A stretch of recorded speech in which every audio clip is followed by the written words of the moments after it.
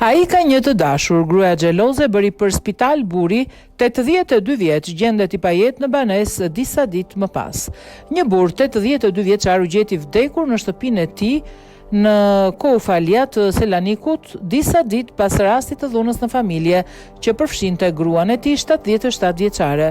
Sipas informacioneve, policia helenike u njoftua rreth orës 19 nga një fqinj dhe oficerët e policisë që nxituan në vend ngjarje gjetën 82 vjeçarin pa ndjenja, ndërsa në shtëpi ndodhej edhe gruaja e tij, e cila ishte arrestuar së fundmi nga autoritetet pas një denoncimi për një incident dhune të mëparshëm.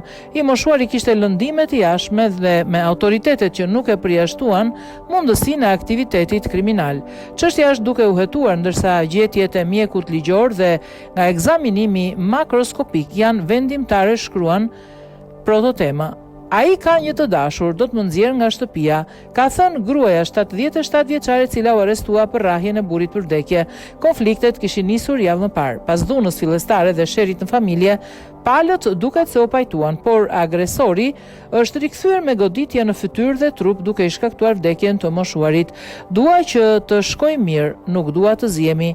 Ai ndoshta do të më nxjerrë jashtë që t'ia lë shtëpinë atij.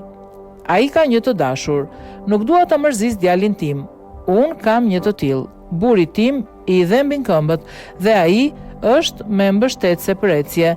Nuk dua që as unë dhe as burri im të shkojmë përsëri në gjykatë, tha ajo para se të lirohej dhe para fundit fatal të shoqit.